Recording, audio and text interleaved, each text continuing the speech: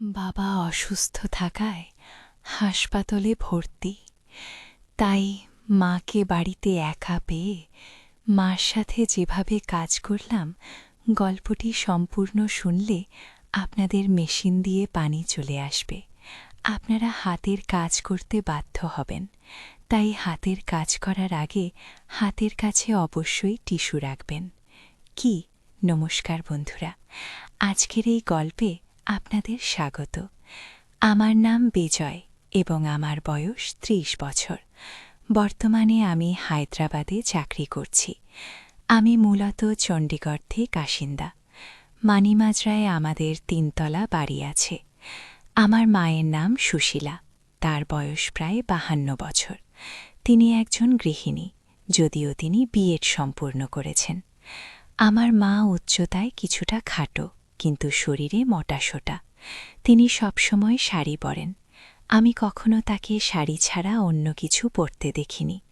কিন্তু যে রাতে এই ঘটনাটি ঘটেছিল, তারপর থেকে আমার এবং মায়ের জীবন বদলে গেছে। এই ঘটনাটি তখনকার, যখন আমার বয়স ২৫ বছর ছিল। সেই দিন বাবাকে হার্ট অ্যাটাক হয়েছিল এবং তাকে হাসপাতালে ভর্তি করতে হয়েছিল। তখন আমার পিজি সম্পূর্ণ হয়েছে এবং আমি চাকরির খোঁজ করছিলাম, তাই বাড়িতেই থাকতাম। মাও বিএড করার পরও চাকরি না করে গৃহিণী থেকে গিয়েছিলেন। তখন হাসপাতালে বাবার চিকিৎসা চলছিল, কিন্তু তার অবস্থার কোনো উন্নতি হচ্ছিল না। বাবাকে এই অবস্থায় দেখে মা ভেঙে পড়েছিলেন। আমি তার একমাত্র সন্তান ছিলাম, তাই তিনি আমার উপর নির্ভরশীল ছিলেন। বাবার অসুস্থতার খবর শুনে আমার মাসি এবং মামাও সঙ্গে সঙ্গে হাসপাতালে চলে এসেছিলেন। সবাই নিজ নিজভাবে সাহায্য করছিলেন। ৪-৫ দিন পর ডাক্তার সেই কথা বলে দিলেন যা আমরা শুনতে ভয় পাচ্ছিলাম। ডাক্তার বললেন যে এখন বাবাকে বাঁচানো কঠিন। এটি শুনে মা অজ্ঞান হয়ে গেলেন। আমি তার পাশে ছিলাম, তাই তাকে সামলে নিলাম। বাবা এখন ভেন্টিলেটরে ছিলেন। ভেন্টিলেটর চালু থাকা পর্যন্তই তার শ্বাস নেওয়া সম্ভব ছিল। তখন আমি এবং মা বাবার সঙ্গে শেষবারের মতো দেখা করতে আইসিইউতে গিয়েছিলাম। মা এখন কিছুটা সুস্থ হয়েছিলেন। তিনি কাঁচতে কাঁচতে বাবাকে জড়িয়ে ধরলেন। আমিও তার হাত ধরে কাঁচতে লাগলাম। কিছুক্ষণের মধ্যেই বাবা শেষ নিঃশ্বাস ত্যাগ করলেন এবং তার জীবনযাত্রা সম্পন্ন করলেন। আমরা আইসিইউ থেকে বেরিয়ে এলাম এবং মা আমাকে জড়িয়ে ধরে জোরে জোরে কাঁদতে লাগলেন। পরে শেষকৃত্যের প্রস্তুতি শুরু হয়ে গেল।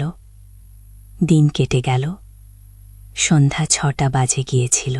শেষকৃত্যের সব কাজ আত্মীয়রা সামলে নিয়েছিল। শ্মশান থেকে বাড়ি ফিরে আমি আমার ঘরে গেলাম আর জোরে কেঁদে ফেললাম।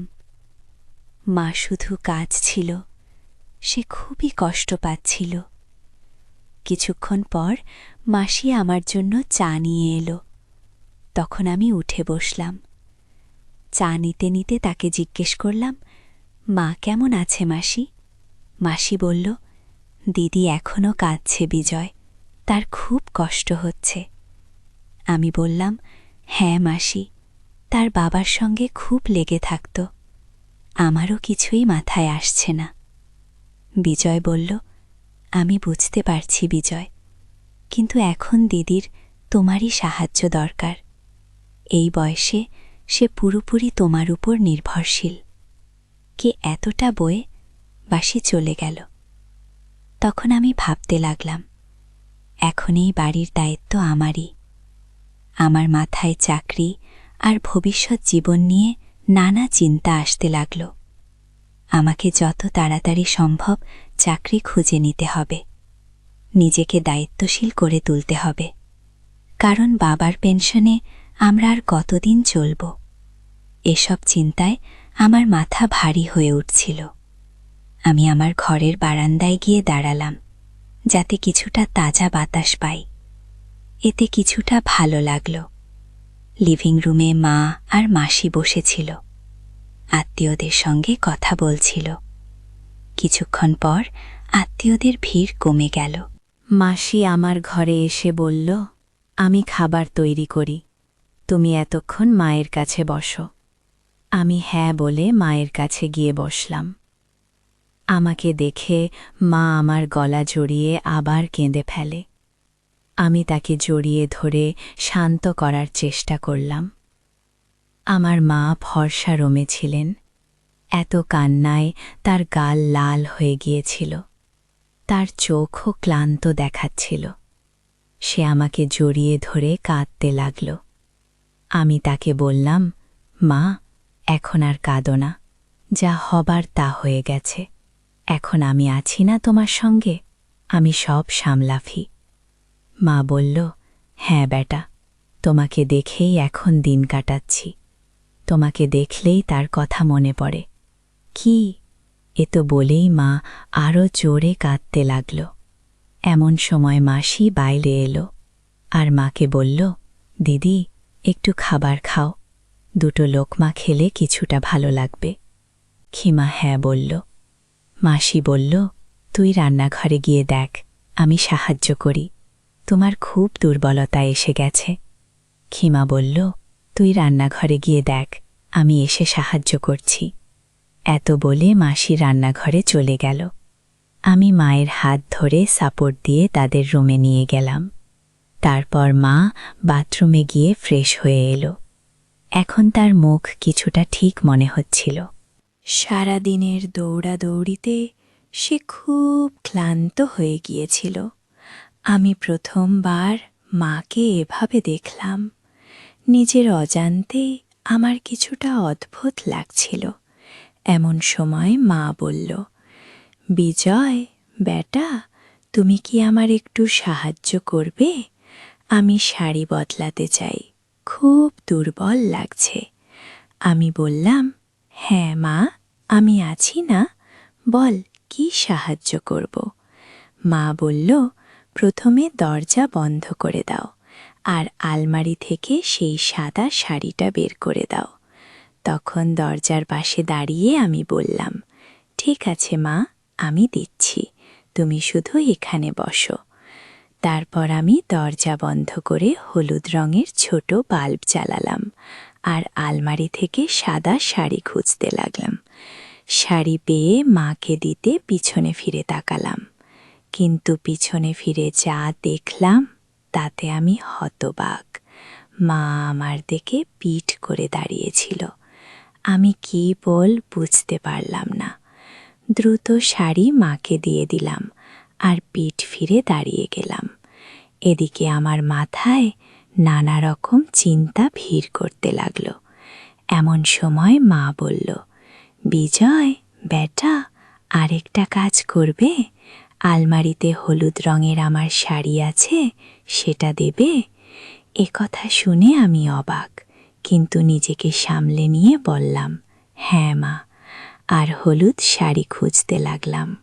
শেষে ভাঁজ করা হলুদ শাড়ি পেয়ে গেলাম। সেটা খুলে দেখতে তার ডিজাইন দেখে আমি অবাক। এমন সময় মা জিজ্ঞেস করল, শাড়ি পেয়েছ কি বিজয় বেটা? আমি বললাম, হ্যাঁ পেয়েছি। তখন শাড়ি মাকে দিতে ফিরে দেখলাম মা এখনও পিঠ করে দাঁড়িয়ে। আমি হতবম্ব, কিন্তু নিজেকে শান্ত রেখে শাড়ি তাকে দিয়ে দিলাম।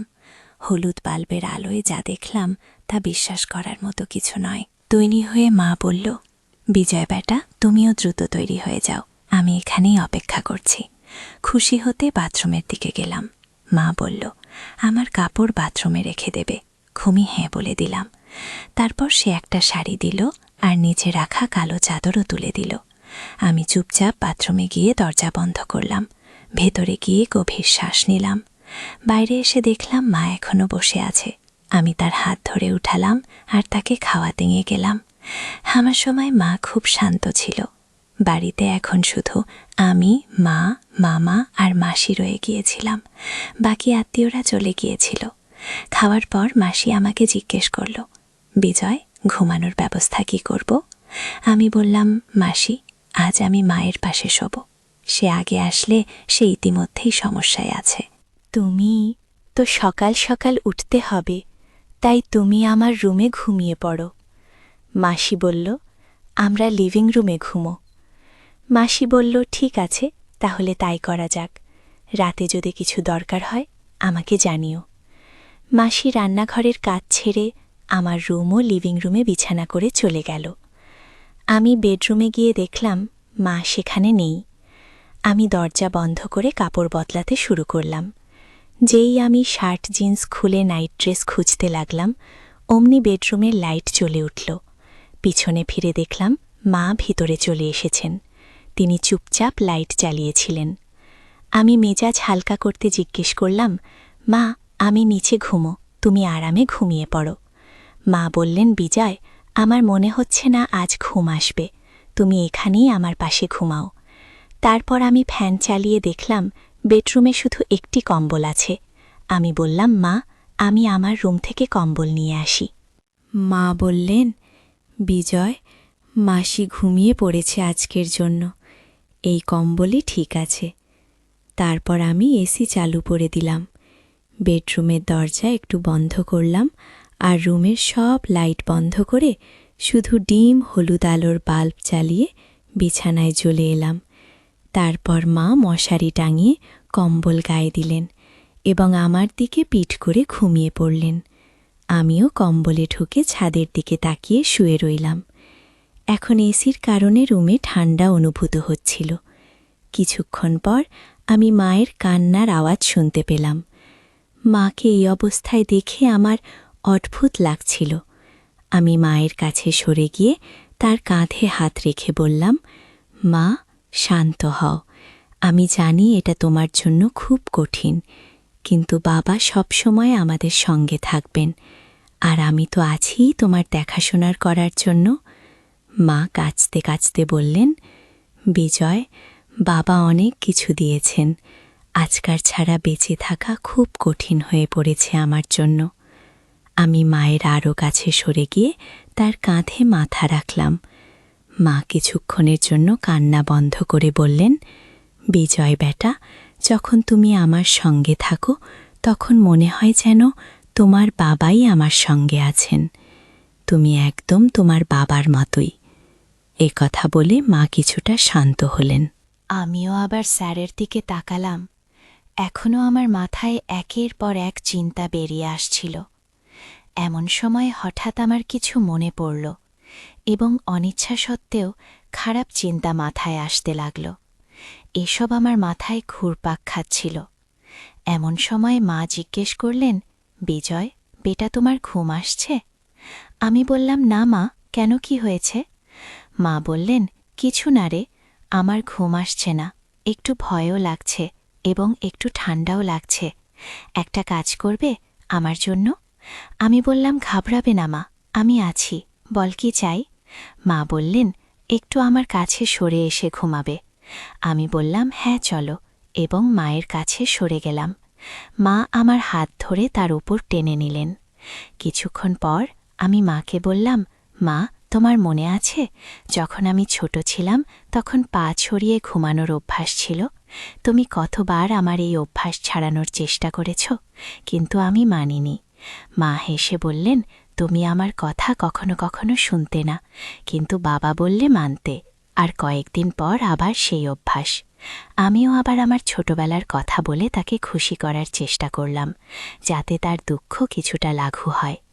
আমরা দুজন কথা বলছিলাম।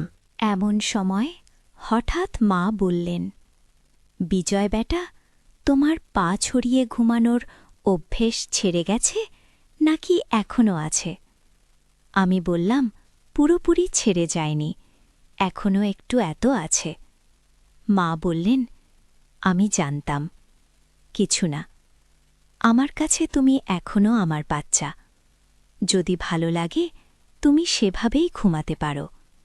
এ কথা বলে মা আমার মাথায় হাত বোলাল। এ কথা শুনে আমি মনে মনে খুশি। এমনি বলতেন। এ কথা শুনে আমারও জোশ চলে এলো। এখন আর বেশি দেরি করা আমার পক্ষেও কঠিন হচ্ছিল। আমি মাকে বললাম, মা, এখন আরও কঠিন হয়ে যাচ্ছে। মা বললেন, হ্যারি, আমি জানি, আমিও কতক্ষণ থেকে অপেক্ষা করছি। চলো। এখন বেশি সময় নষ্ট করো না। এমন সময় মা ধীরে ধীরে আমার কানে বললেন, মা দেখো, তুমি তোমার বাবার মতোই। আমি হেসে বললাম, সত্যি? আমি মাকে বললাম, মা সত্যি কি?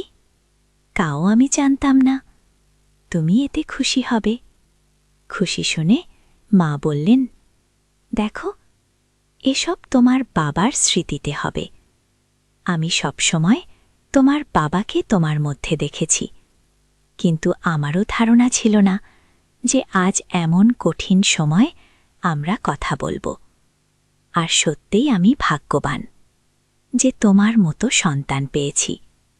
আমি চিন্তা করছিলাম, এরপর এখন আমার দেখভাল কে করবে?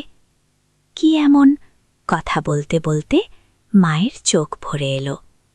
আমি তাকে আবার সান্ত্বনা দিয়ে বললাম, মা দেখো, এই শুধু তোমার দুঃখ নয়।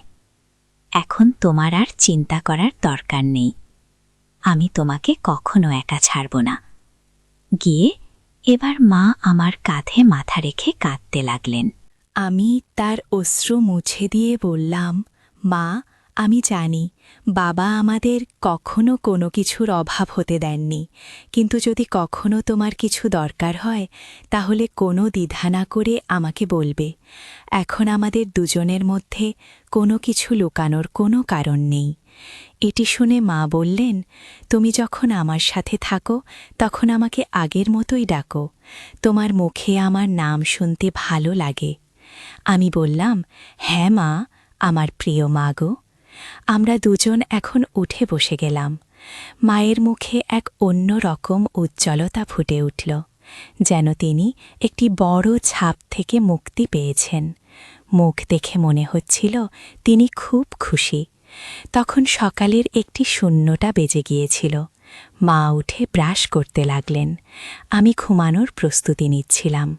তখনই মা বললেন, তোমার সাথে ঘুমাতে ভালো লাগে। আমি হেসে বললাম, আমাকেও। তখন আমরা দুজন আবার একই কম্বলে জড়িয়ে গেলাম এবং আলো নিভিয়ে দিলাম। কখন ঘুমিয়ে পড়লাম তার টেরই পাইনি। সকালে যখন জেগে উঠলাম তখন ১:০০ বেজে গেছে। আমি ঘরে একা ছিলাম। আমি কাপড় পরে ব্রাশ করে বেডরুম থেকে বেরিয়ে এলাম। মা, মামাসি এবং বাকি অতিথিরা চা পান করছিলেন। আমাকে দেখে মা বললেন, বিজয় উঠে এসো, চা নাও। আমি হ্যাঁ বলে মায়ের কাছ থেকে চা নিলাম। ঠিক তখনই দরজার ঘণ্টা বাজল। মাসি গিয়ে দরজা খুললেন। সেখানে আমার দাদি অর্থাৎ বাবার মা দাঁড়িয়েছিলেন।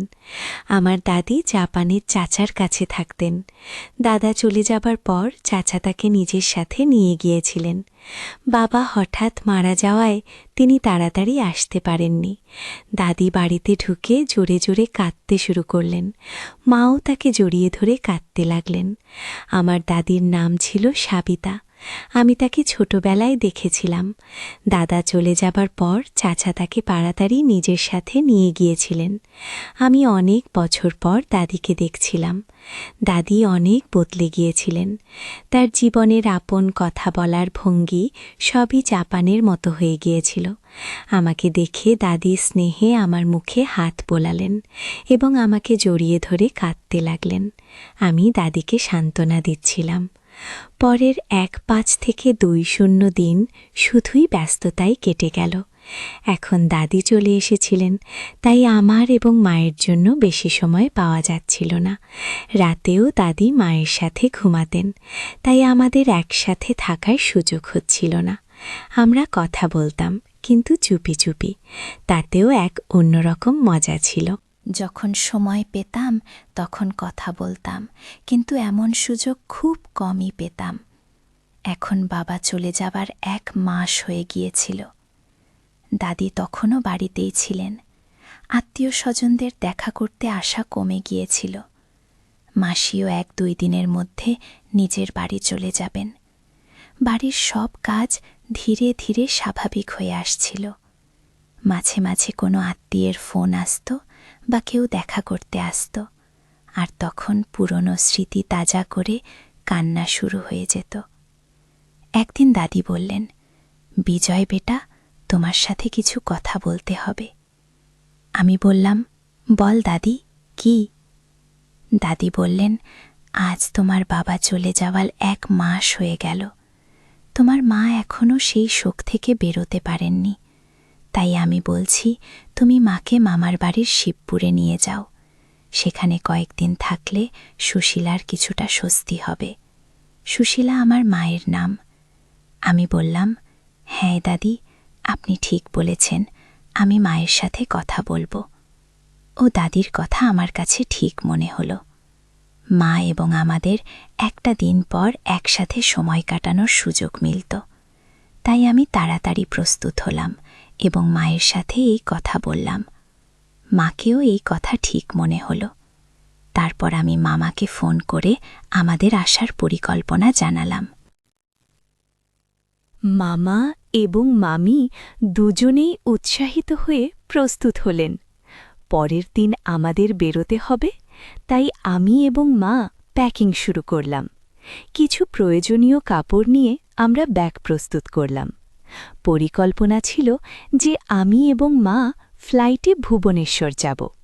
সেখান থেকে মামা নিজের গাড়ি নিয়ে আসবেন এবং আমরা শিবপুর মামার গাড়িতে যাব।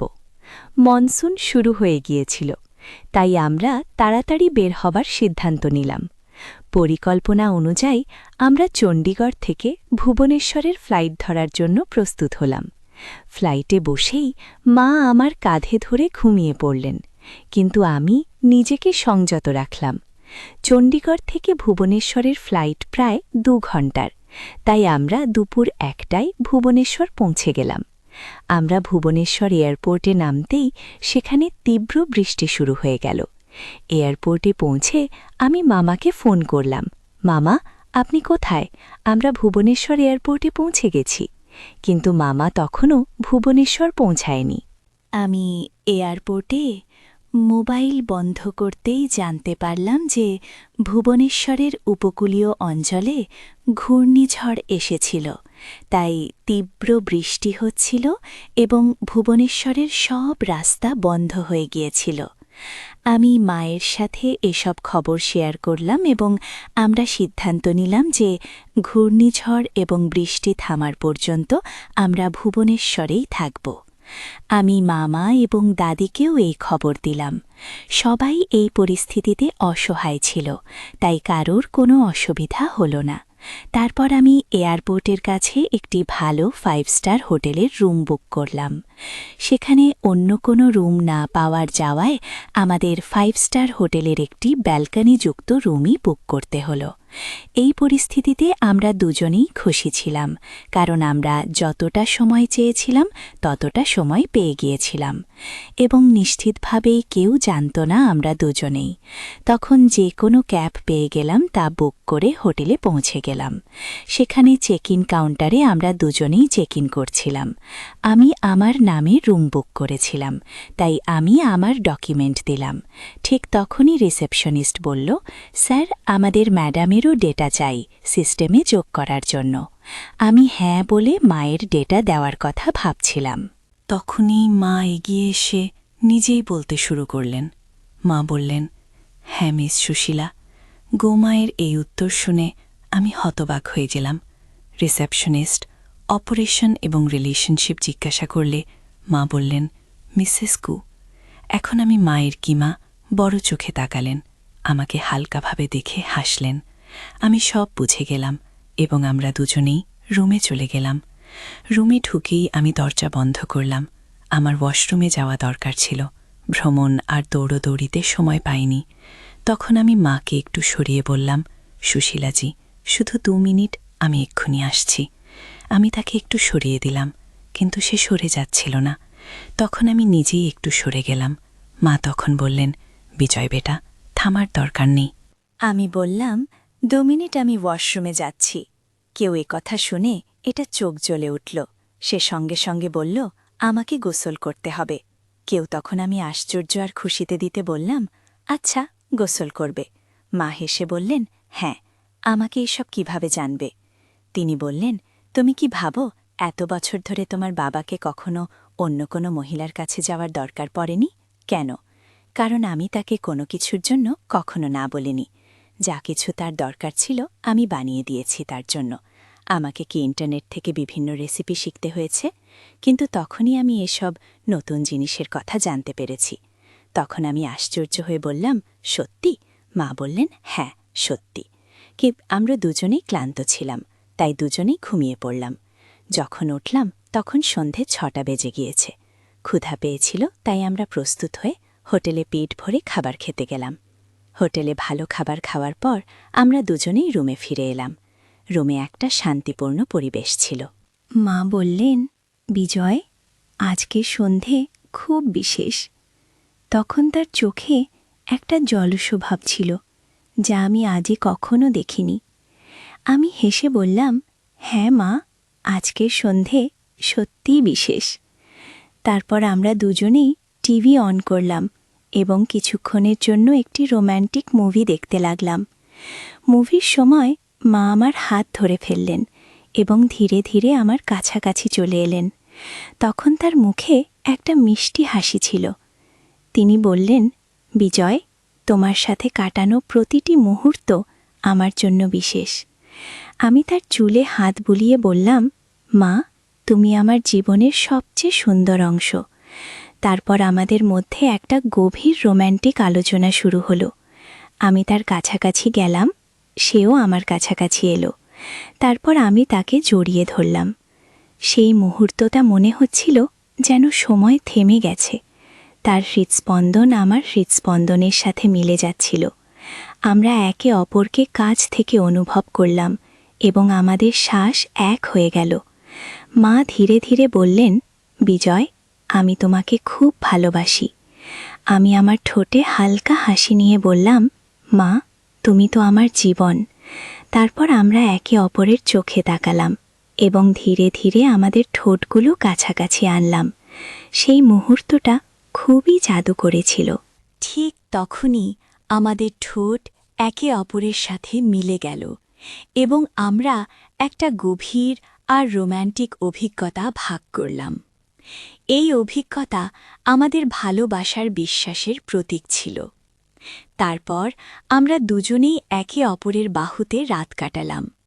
একে অপরের উষ্ণতার ও ভালোবাসা অনুভব করলাম। সেই রাতে আমরা বুঝতে পারলাম সত্যিকারের ভালোবাসা কী। সেই সব পরিস্থিতিতে পাশে থাকে আর প্রতিটি দিনকে বিশেষ করে তোলে।